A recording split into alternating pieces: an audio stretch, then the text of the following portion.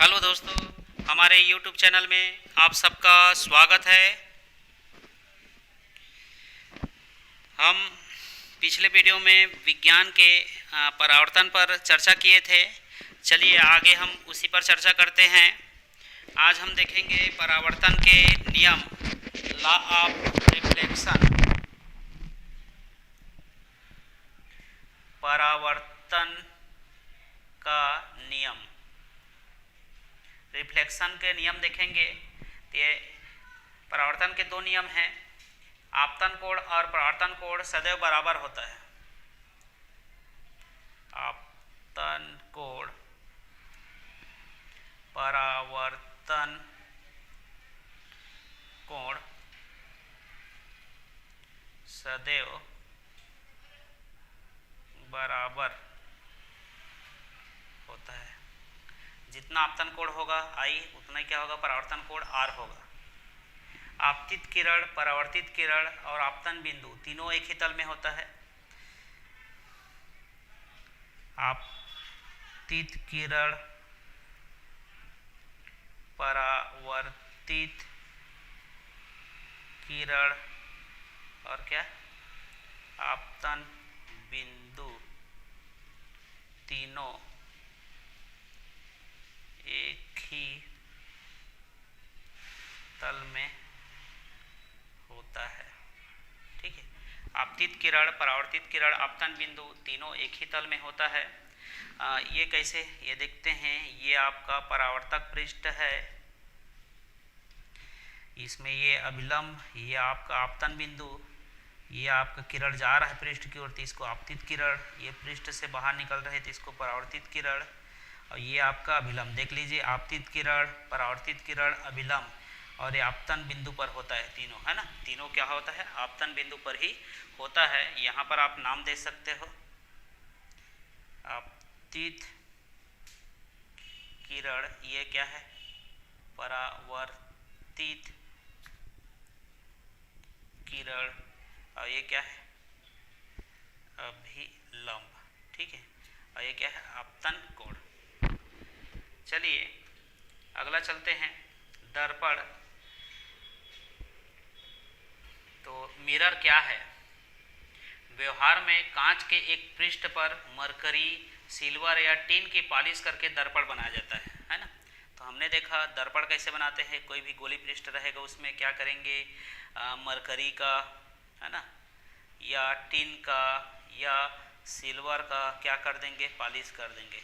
Mercury, tin या silver का polish करने पर वह सतह क्या बन जाता है, दर्पण बन जाता है। अतः साधारण रूप में वे सतह जो अपने पर आपतित होने वाले संपूर्ण प्रकाश का उसी माध्यम परावर्तन कर दे, दर्पण कहलाता है। जो परावर्तक पृष्ठ अपने पर आपतित होने वाले संपूर्ण प्रकाश किरणों को उसी माध्यम में क्या कर दे, परावर्तित कर दे, उसे क्या बोलेंगे, दर्पण कहते हैं। दर्पण तीन प्रकार का होता है। एक होता है समतल दर्पण अर्थात प्लेन, दूसरा होता है गोली दर्पण, है ना, अर्थात स्फेरिकल, और तीसरा होता है परवलयाकार दर्पण, परवलयाकार, और इसको बोलेंगे पैराबोलिक, है ना, पैराबोलिक बोलेंगे। तो समतल दर्पण क्या होता है, सबसे पहले देखते हैं समतल दर्पण। समतल दर्पण एक ऐसा रहता है, एक सतह पर क्या कर दिया जाता है, पॉलिश कर दिया जाता है, और दूसरे सतह क्या होता है, चमकदार रहता है ना। ये आपका समतल दर्पण होगा। गोली दर्पण ये क्या होता है, ऐसे हाथ की आकृति का होता है, ऐसा इसके उभरे हुए भाग में क्या कर दिया जाता है, पॉलिश कर दिया जाता है। ये आपका क्या कहलाया, गोली दर्पण। और एक होता है परवलयाकार दर्पण, है ना, परवलयाकार दर्पण। इसमें क्या होगा,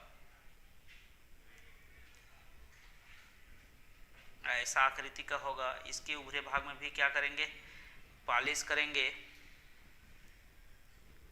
इसका परावर्ती पृष्ठ क्या होता है, परवलयाकार होता है। ये परावर्ती पृष्ठ है, ये परावर्ती पृष्ठ परवलयाकार होता है, परवलयाकार।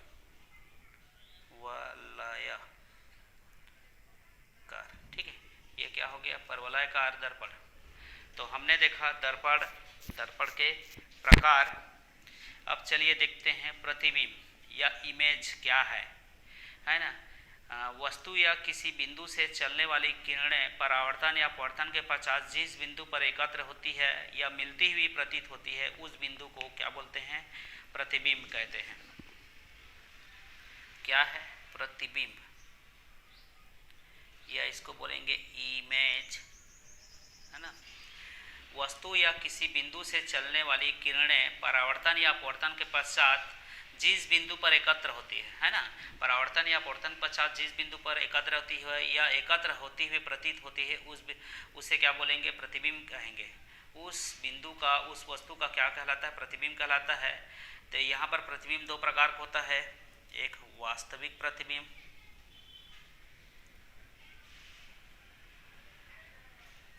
और दूसरा होता है आभासी प्रतिबिंब।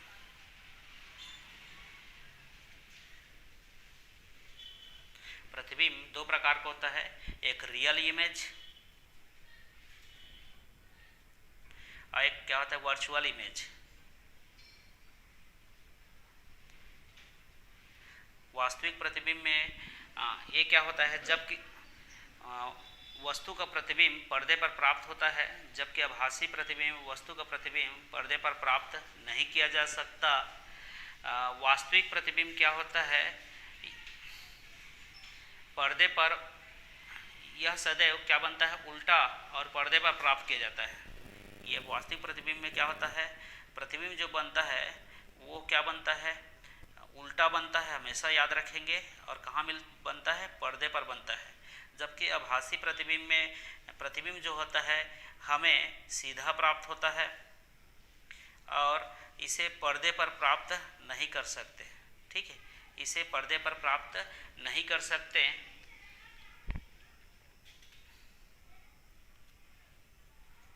जैसे एक समझते हैं समतल दर्पण में, ये आपका समतल दर्पण है। एक और क्या किया है? पॉलिश कर दिया गया है। यहाँ कोई वस्तु है तो वस्तु का ऐसा प्रकाश जाएगा तो ये क्या होगा कि यहाँ से परावर्तित होकर इधर जाएगा, ये इधर से परावर्तित होकर इधर कहीं पर टकराएगा और वहाँ प्रतिबिंब बनेगा। इसको पीछे की ओर बढ़ाने पर, इस किरणों को पीछे की ओर बढ़ाने पर जहाँ पर कटता है वहीं पर इसका प्रतिबिंब प्राप्त होता है ना। आभासी प्रतिबिंब, ये आई क्या कहलाएगा? आभासी प्रतिबिंब।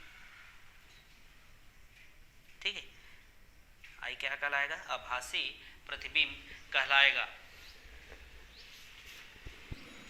अब थोड़ा सा इसमें देख लेते हैं आभासी प्रतिबिंब और वास्तविक प्रतिबिंब में क्या अंतर हो सकता है। तो थोड़ा ध्यान से सुनेंगे।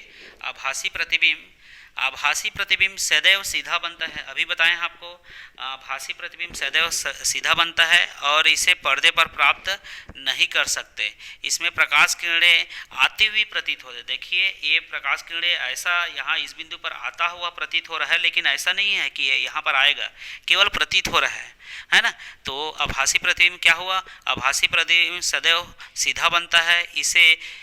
इसमें प्रकाश किरणें आती हुई प्रतीत होती है और इसे पर्दे पर प्राप्त नहीं कर सकते। जबकि वास्तविक प्रतिबिंब की बात करें तो वास्तविक प्रतिबिंब सदैव उल्टा बनता है। यहाँ पर देखें, वास्तविक प्रतिबिंब सदैव उल्टा बनता है, इसे पर्दे पर प्राप्त किया जा सकता है और यह किरण वास्तव में आती ही भी प्रतीत होता है, वास्तव में आता है ना।